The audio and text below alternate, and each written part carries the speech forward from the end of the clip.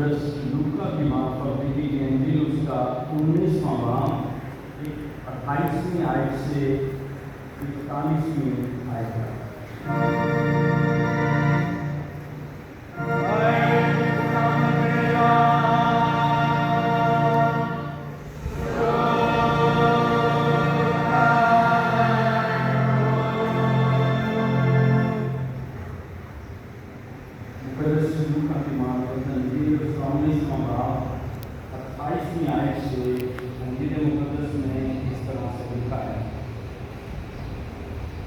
یہ باتیں کہہ کر وہ یروشلم کی طرف ان کے آگے آگے چلا۔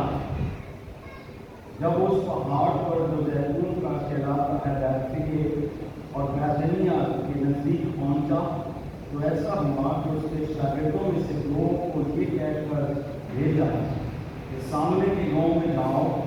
اور اس میں داخل ہوتے ہی ایک غریب کا بچہ بندھا ہوا ملے گا جس پر کبھی کوئی آدمی سوار نہیں ہوا، اسے کھولا۔ اور اگر کوئی تم سے پوچھے کہ کیوں کھولتے ہو تو یوں کہہ دینا کہ خداؤں کو اس کی ضرورت ہے۔ بس جو بھیجے گئے تھے انہوں نے جا کر جیسا اس نے ان سے کہا تھا ویسا ہی پایا۔ جب غریب کے بچے کو کھول رہے تھے تو اس کے مالکوں نے ان سے کہا اس بچہ کو کیوں کھولتے ہو؟ انہوں نے کہا کہ خداؤں کو اس کی ضرورت ہے۔ وہ اس کو یسوع کے پاس لے آئے اور اپنے کپڑے اس بچہ پر ڈال کر یسوع کو سوار کیا۔ جب جا رہا تھا تو وہ اپنے کپڑے راہ میں بچھاتے جاتے تھے، اور جب وہ شہر کے نزدیک زیتون کے پہاڑ کے اتار پر پہنچا تو شاگردوں کی ساری جماعت ان کی موجودوں کے سبب سے انہوں نے دیکھے تھے خوش ہو کر بلند آواز سے خدا کی حمد کرنے لگی کہ مبارک ہے وہ بادشاہ جو خداوند کے نام سے آتا ہے، آسمان پر صلح اور عالم بھلا پروردگار ہے۔ بیچ میں سے بعض فریسیوں نے اس سے کہا اے استاد اپنے شاگردوں کو ڈانٹ دے۔ اس نے جواب میں کہا میں تم سے کہتا ہوں کہ اگر یہ تو کہیں تو پتھر دلا کریں۔ یہ ہمارے خدا نے کسی کے لیے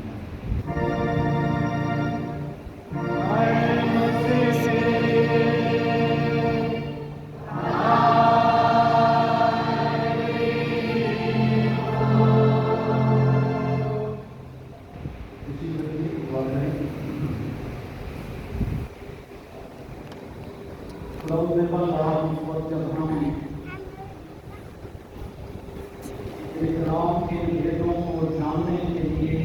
اپنا دھیان میرے طرف لگائے ہوئے ہیں۔ مفاہیم کی مدد سے ہم سب کی رہنمائی کریں تاکہ آج یہ کلام جو ہم مل کر سیکھتے ہیں ہماری زندگیوں کے لیے باعث برکت ہو، اور زندگی میں آگے بڑھتے ہوئے اسی طرح کلام کو بہت ہی بتانے کا وسیلہ بنتے رہیں۔ اس ساری مدتوں میں اپنے کلام کو بیان کرنے کا بڑا فضل ہے یسوع مسیح رسول۔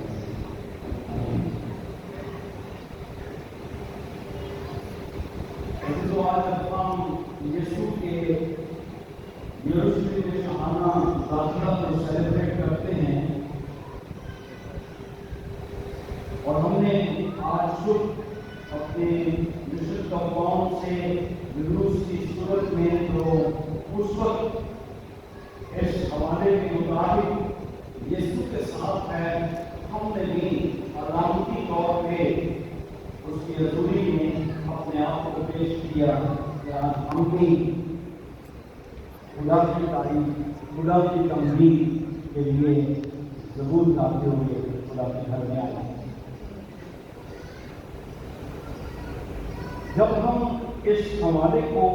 دیکھتے ہیں تو بظاہر ہمیں یہ نظر آتا ہے کہ وہ شاگرد اور وہ بھیڑ جو یسوع کے پیچھے چلتی تھی،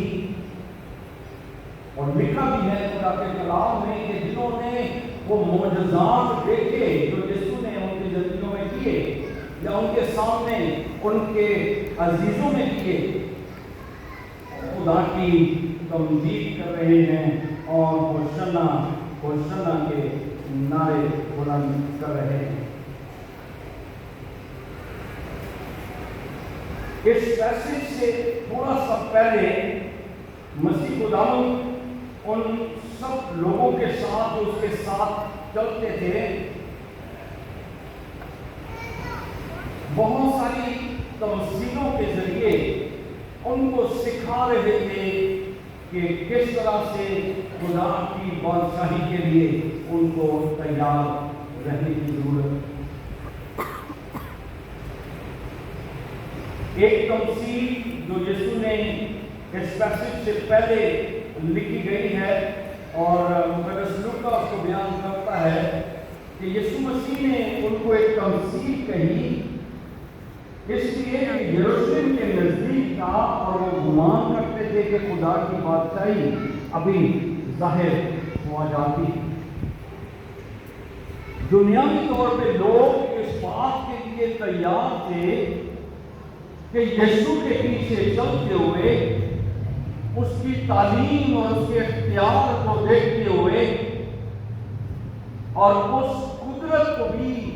जो उसके वसीला से उनके दरमियान जाहिर होती थी, वो ये महसूस कर रहे थे कि अब हमारी मखलसी का, हमारी दुनियावी तौर पे इस बादशाहत का जिसके हम ताबे जिंदगी गुजार रहे हैं, आज़ादी का वक्त आ चुका है और यीशु मसीह अपनी बादशाहत को इस दुनिया में कायम करेगा।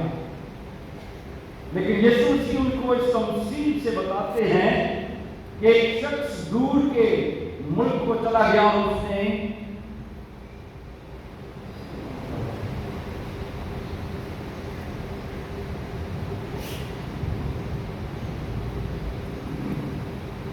यीशु उनको बताते हैं एक शख्स जो दूर के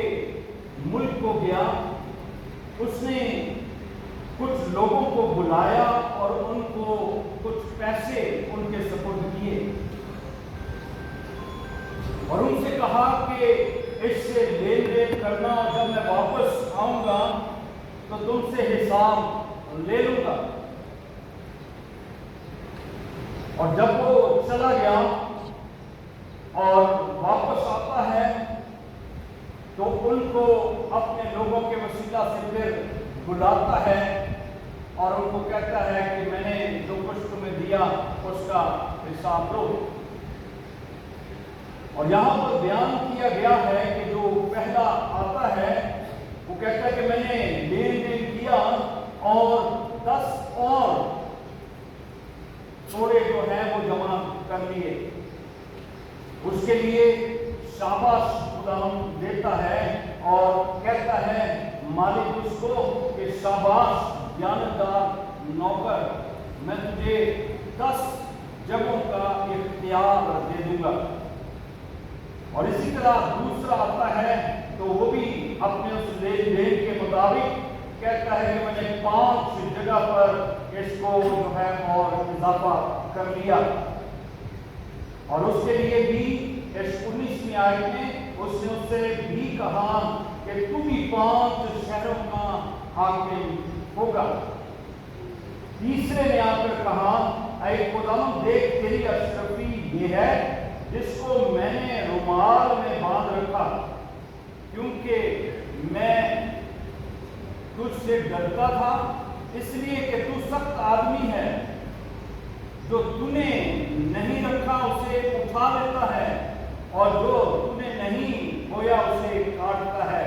उसने उससे कहा ऐ शरीर नौकर, मैं तुझसे तेरे ही मुंह से मुल्ज़म ठहराता हूँ। तू मुझे जानता था कि सख्त आदमी हूँ और जो मैंने नहीं रखा उसे उठा लेता हूँ और जो नहीं बोया उसे काटता हूँ। तो तूने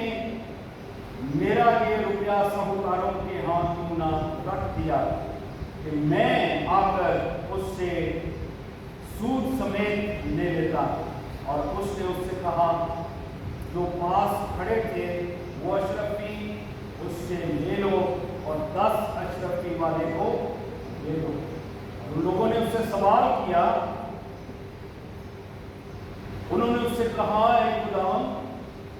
इसके पास 10 अशरफियाँ तो हैं,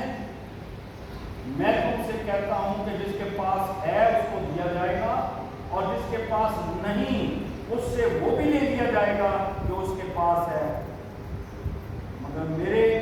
उन दुश्मनों को जिन्होंने ये चाहा था कि मैं उन पर बादशाही करूं, यहां लाकर मेरे सामने कत्ल करो। मसीह खुदावंद ने पहले से अपने शागिर्दों को तैयार किया कि इस दुनिया की बादशाही में खुदा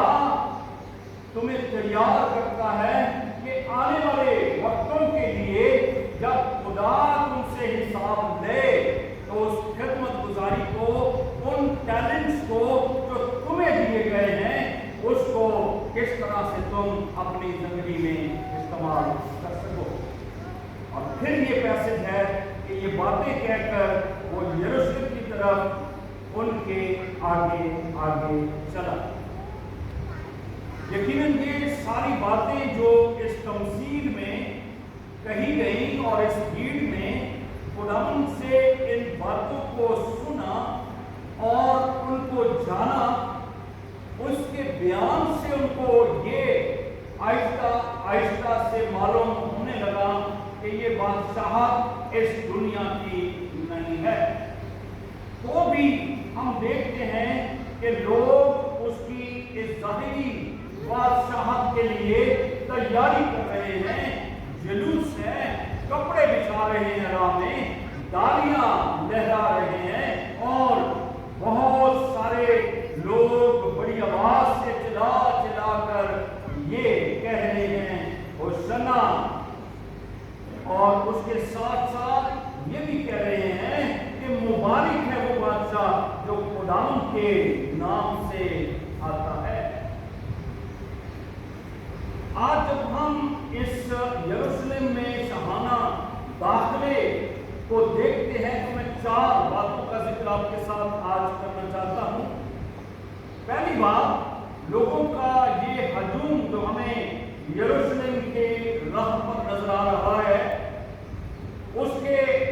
इस तरह से इकट्ठा होना दुनियावी लिहाज से हमें नजर आ रहा है कि वो उस सल्तनत के लिए जिसमें वो मकीन हैं, जहां वो रह रहे हैं, जिनके इख्तियार में वो जिंदगी बसर कर रहे हैं, वो एक एहतजाज बुलंद कर रहे हैं ताकि उनको आजादी मिले। दूसरी बात, मसीह खुदावंद इस बात की निशानदही भी कर रहे हैं कि जिस काम को यहूदी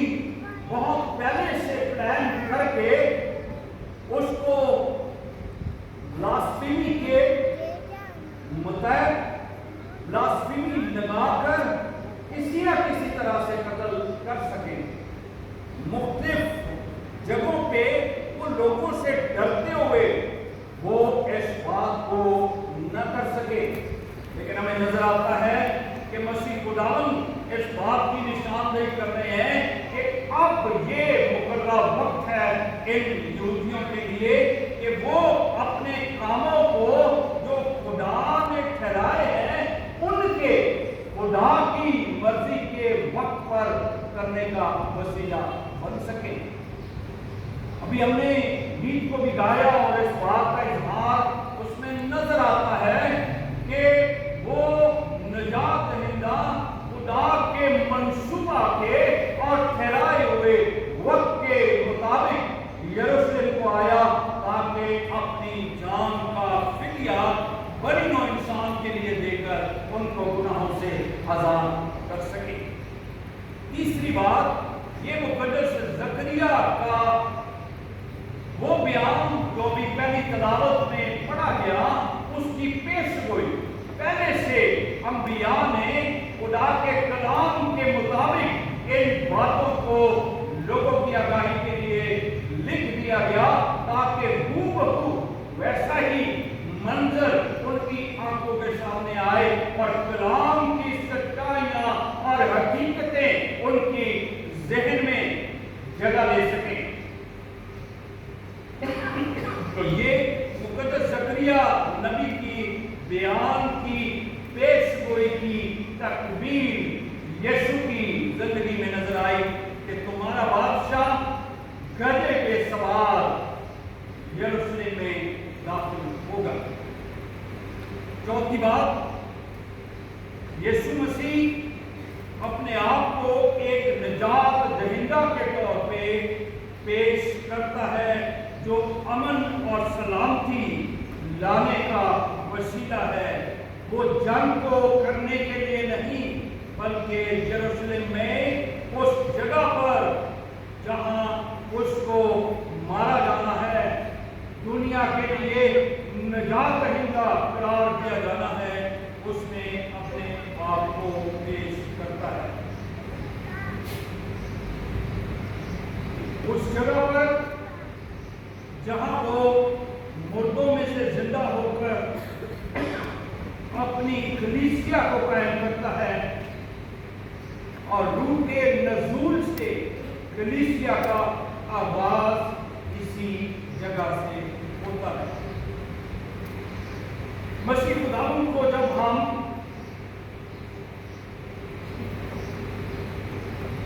اس گدھی کے بچے پہ سوار دیکھتے ہیں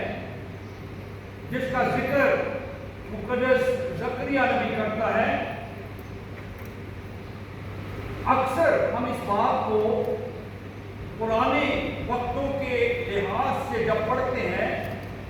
تو یہ بیان ہمیں ملتا ہے کہ جب دو بادشاہ لڑائی کے لیے تیار ہوتے تھے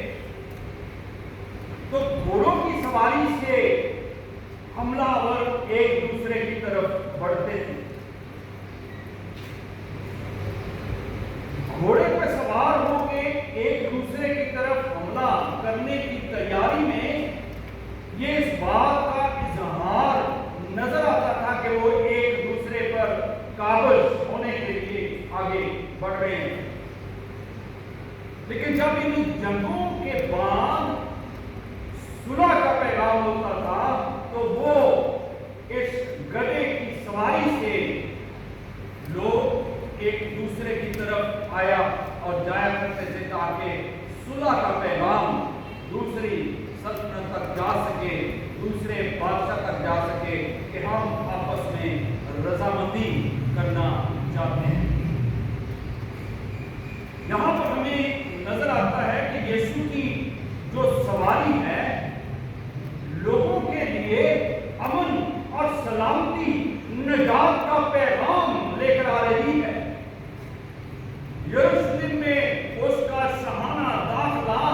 ان کے درمیان خدمت گزاری کو پیش کرنے کا وسیلہ بن رہا ہے۔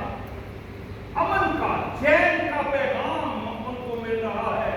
اور یہاں پر ہمیں نظر آ رہا ہے کہ 31ویں آیت میں لکھا ہے، اور اگر کوئی تم سے پوچھے کہ کیوں کھولتے ہو تو یوں کہہ دینا کہ خداوند کو اس کی ضرورت ہے۔ اور یہاں نظر آ رہا ہے کہ اس گدھی کے بچے کو دینے کے لیے پہلے سے اس کے مالکوں کے ذہن کو بھی خدا کی قدرت نے تیار کیا کہ وہ اس بات کو جان لے کہ جس کی ضرورت خداوند کو ہے اور اس کی اویلیبلٹی سے اس کی قدر کتنی بڑھ جاتی ہے۔ عام طور پہ آج بھی ہمارے درمیان شاید اس جانور کی اس طرح سے قدر نہیں ہے جو گھوڑے اور دوسرے جانوروں کی گردانی جاتی ہے، لیکن یہاں پر ہمیں نظر آ رہا ہے کہ اس گدھی کے بچے پر سوار یسوع کے لیے اس کو لایا جانا اور اس کے مالکوں کے ذہن میں اس بات کا ڈالا جانا کہ جب انہوں نے یہ پوچھا تو ان کو بہو شاگردوں نے وہی بات کہی جو خداوند نے ان کو کہہ کر بھیجا تھا، اور اس نے کوئی آر محسوس نہیں کی کہ وہ اپنی اس جانور کو خداوند کے استعمال کے لیے دے دے۔ تھوڑا سا اس حوالے کی طرف بھی ساتھ میں ذہن لگائے رکھیے گا جو تمثیل مسیح نے ان لوگوں کو سمجھنے کے لیے بتائی کہ جو کچھ ٹیلنٹ خدا دیتا ہے اس کو اس کی خدمت گزاری کے لیے استعمال کرنے کے لیے خداوندی ہے جو باعث برکت بھی ٹھہراتا ہے۔ 37ویں آیت میں جب یہ مسیح خداوند اس نبی کے بچے پر سوار ہیں اور لکھا ہے جب وہ شہر کے نزدیک زیتون کے پہاڑ کے اتار پر پہنچا تو شاگردوں کی ساری جماعت اور سب موجودوں کے سبب سے جو انہوں نے دیکھے تھے خوش ہو کر بلند آواز سے خدا کی حمد کرنے لگی کہ مبارک ہے وہ بادشاہ جو خدا کے نام سے آتا ہے، آسمان پر صلح اور عالم بالا پر جلال۔ اگر آپ کو یاد ہو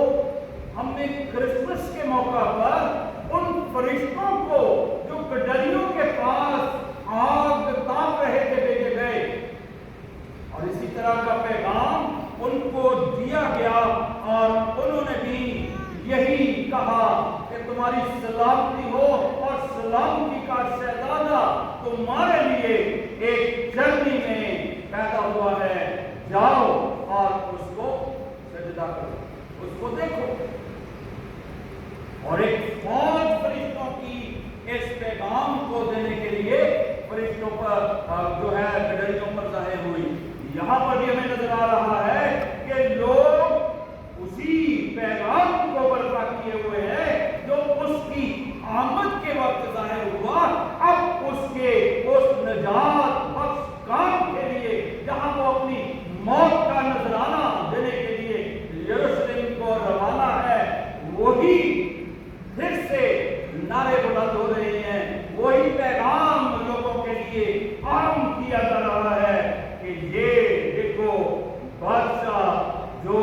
ہمارے لیے برپا ہوا ہے وہی مبارک ہے، وہی خدا کے نام سے آتا ہے، آسمان پر صلح اور عالم بالا پر جلال۔ بائبل میں کی کوئی بات یاد رکھیں کہ آپس کی ایک دوسرے کے ساتھ ملنے کے علاوہ کچھ نہیں ہے۔ ہر بات جو خدا کے منصوبہ کی ہے پیدائش سے لے کر مکاشفہ تک ملی ایک لائن میں جڑی ہوئی نظر آتی ہے، ہر بات ایک دوسرے کی تائید کرتی نظر آتی ہے، پیشگوئیاں ہیں پوری ہو رہی ہیں۔ آگے مسیح اسی طرح ان کے درمیان ظاہر ہو رہا ہے اور پھر اسی طرح جو کچھ بیان کیا گیا ہے، جو کچھ فرشتوں نے پیغام دیا ہے، وہ بھی اسی طرح سے ان لوگوں کے درمیان ظاہر ہو رہا ہے اور ان کے درمیان تمجید اور تعریف ہو رہی ہے۔ عزیزو، ہم نے ان 40 دنوں کے فاقہ کو جو دن اور رات مسیح نے کیا، اپنے گھروں میں بھی گرجا گھر میں بھی ان عبادات کا انعقاد کیا تاکہ ہم اس کے بدنی کمزوری میں ان آزمائشوں میں جس میں سے وہ گزرا اور ان کا مقابلہ اس نے کیا، اور اس طرح سے وہ ہمیں بھی سکھا رہا ہے کہ اس کی ان آزمائشوں سے اچھے اور برے کی پہچان ہمیں کیسے حاصل ہو سکتی ہے، ہماری روحانی بیداری کس طرح ہماری زندگی میں آ سکتی ہے، ہمارے خاندان میں کس طرح سے بیداری آ سکتی ہے، ہماری کلیسیا میں کس طرح سے بیداری آ سکتی ہے۔ اور میں نے کئی عبادتوں میں اس بات کا ذکر کیا کہ یہ وقت خدا نے ہمارے لیے مقرر کیا کہ ہم اس کے بیٹے کو جو کامل خدا کامل انسان بنا اور اس دنیا میں رہ کے اس نے مکمل طور پہ ان ساری باتوں کا مقابلہ کیا جس کا سامنا ہم انسان کو ہے، اور ہمیں اس نے یہ درس دیا کہ ہم اچھے اور برے کی پہچان کو حاصل کر سکیں، اور یہ اس وقت تک ہے کہ جب تک مسیح پھر اپنے کلیسیا کے لیے دوبارہ اس کو لینے کے لیے نہیں آتا۔ ابھی بچوں نے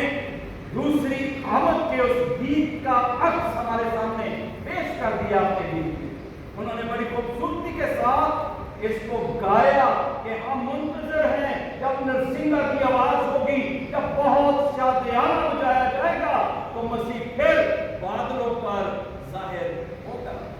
اور کیا کہا کہ ہم اس کی آمد کی تیاری کر سکیں۔ یہاں پر شاگردوں کو یہ تمثیل کے ذریعے خداوند بتا رہے ہیں کہ کس طرح سے ایک مالک دور کے ملک میں چلا جاتا ہے اور ان کو وہ ٹیلنٹ دے کر جاتا ہے، وقت دے کر جاتا ہے، اور جب واپس آتا ہے تو ان سے حساب مانگتا ہے۔ عزیزو، یہ ساری جو سیلیبریشنز ہم کرتے ہیں اس میں خدا کے عشق، قدرت کے منصوبہ کو جو بڑی نوع انسان کے لیے اس نے بنایا تاکہ اس جدائی کو جو عدم میں ہوئی یسوع کے وسیلے سے اس پیار کو پھر اپنے ساتھ قائم کر لے۔ اور یاد رکھیں کہ یسوع کے وسیلے سے جدائی کی ساری دیوار اس نے ختم کر دی اور ہمارے ساتھ اس نے میل اور ملاپ کر لیا۔ آج یسوع یہاں پر اس حوالے کے مطابق یروشلم کو روانہ ہے تاکہ ہماری نجات کے اس بڑے کام کی تکمیل ہو سکے، اپنی جان کا نذرانہ دے کر دنیا کو پھر سے خدا باپ کے ساتھ ملا دے۔ آج اس ساری سیلیبریشن کو کرنا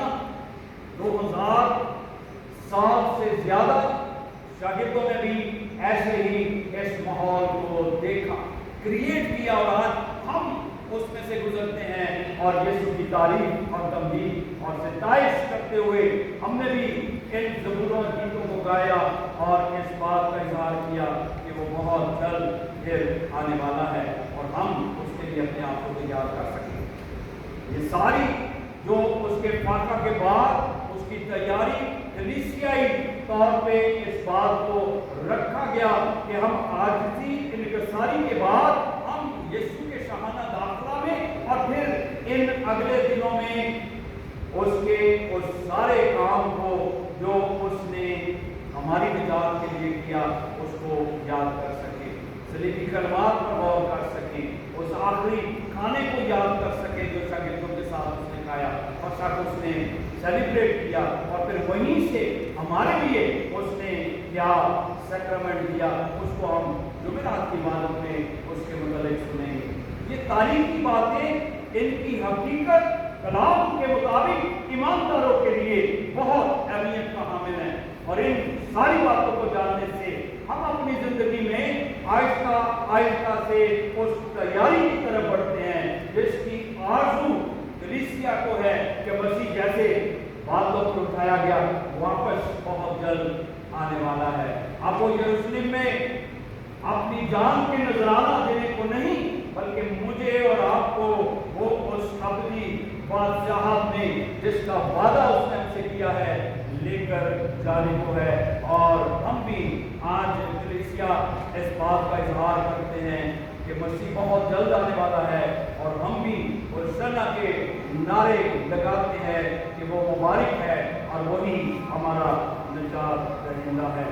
عزیزو، آج ان واقعات اور ان حالات میں عملی سبق میرے اور آپ کے لیے کیا ہے؟ کیا روحانی طور پر ہم ان لوگوں کے لیے جو ابھی بھی ایمان میں آنے کے بعد بھی کئی سہارے ڈھونڈتے ہیں، کئی وسیلے ڈھونڈتے ہیں خدا باپ کے پاس آنے کے لیے، یاد رکھیں کہ ہمارے لیے اب کوئی اور راستہ نہیں ہے، ہمارے پاس ایک ہی راستہ ہے اور وہ یسوع ہے جس نے اپنی صلیب کے وسیلے سے ہمارے لیے اس پل کو تعمیر کر دیا۔ وہ ایک جدائی کی دیوار تھی، اس کو اس نے ختم کر دیا تاکہ ہم یسوع کے وسیلے سے خدا باپ کے ساتھ اپنے میل اور پیار اور محبت کو ہم آگے بڑھا سکیں اور روحانی طور پہ اس برکت کو پا کر آگے بڑھنے والے ہوں۔ لوگ یہاں پر ہمیں نظر آ رہے ہیں کہ وہ اس رومی حکومت سے اپنی زندگی کو آزاد دیکھ رہے تھے ابھی سے کہ یسوع بادشاہ قائم کر رہا ہے اور ہم رومی سلطنت سے آزاد ہوں گے، لیکن یاد رکھیں آج بھی لوگ جو ہے دنیاوی بادشاہوں کی طرف اپنی آنکھیں لگائے ہوئے زندگی میں آگے بڑھتے ہیں، لیکن ہمیں اپنے خیال کو خداوند کی طرف لگانے کی ضرورت ہے تاکہ ہم روحانی طور پہ خداوند کی نزدیکی को और उसकी पहचान को पाएं। और आज एक बार फिर खुदावंद मुझे और आपको इन बातों के वसीला से अपने लोगों के साथ जो कुछ उसने शेयर किया उसके वसीला से ये इन मुक़द्दसीन ने कलाम से इस बात का इजहार हमारे साथ किया है कि हम एक बार फिर अपनी जिंदगियों का जायजा लें और देखिए कि अगर दुनिया का निजात दहिंदा मेरे लिए, आपके लिए और उन सब के लिए जो उस पर ईमान लाते हैं हमेशा की जिंदगी का मंबा है, तो हम अपनी इस हमेशा की जिंदगी को सिक्योर करें। ये नहीं कि हमने उसको पा लिया और अब हम जो कुछ बुराई कर सकते हैं दुनिया में करें। नो, बुराई नहीं, उसने अच्छे और बुरे की तमीज हमें दे दी है। अब हमने इस बदी से बचना है और हमने खुदा के साथ अपनी जिंदगी को बसर करना है, क्योंकि हम मसीह के वसीले से उसके बेपालक बेटे और बेटियां ठहरे और जो विरासत मसीह की है उसमें उसके हम मिरास बन गए। आज इसी विरासत के लिए खुदा की शुक्रगुजारी करेंगे कि जो कुछ यीशु का है वो ईमानदारों के लिए खुदा बाप ने बख्श दिया है। इस मिरास में आगे बढ़ते हुए हम खुदा का शुक्र अदा करें। खानदानी तौर पे जब खुदा हमें औलाद की मिरास बख्शता है तो हम शुक्रगुजारी करते हैं, तारीफ करते हैं, उसका हम चर्चा करते हैं, खुशी मनाते हैं कि खुदा ने हमारी एक पुष्ट से अगली पुष्ट और फिर आगे बच्चों को नाम वाला बनाता है, उनके आगे हम खुशियां करते हैं कि खुदा ने हमारी मिरास को बढ़ा दिया है, हमें उसने अपने उस वादे के मुताबिक अजर अता किया है। तो याद करें कि खुदा बाप कितना खुश होता होगा अपनी इस ईमानदार कलीसिया को देखते हुए जो जमीन पर दीदनी है, और कितनी खुशी उस बात की है जो नादी दिली कलीसिया खुदा के अबदी आराम में है। हम आज अपने लिए भी और उन सबके ईमान के लिए जो ईमान में रहकर इस दुनिया से रह कर गए खुदा की शुक्रगुजारी करते हैं कि उन्होंने अबदी जहान में अबदी आराम को यीशु के वसीले से पा लिया। हम दुआ करें। खुदावंद तेरा शुक्र और तेरी तारीफ करते हैं क्योंकि तू जिंदगी का मालिक है। और आज इस वक्त में जो खुदावंद तेरा कलाम हमारी जिंदगियों के लिए लिखा गया और हमने मिलकर खुदावंद इन बातों पर गौर किया है, वक्त के इसका हर नुक्ता हमारी जिंदगी के लिए बायस से बरकत ठहरे और इस नसीहत को अपनी जिंदगी में पा सकी कि आने वाले उस वक्त को जिसमें तेरा बेटा फिर जल्द आने वाला है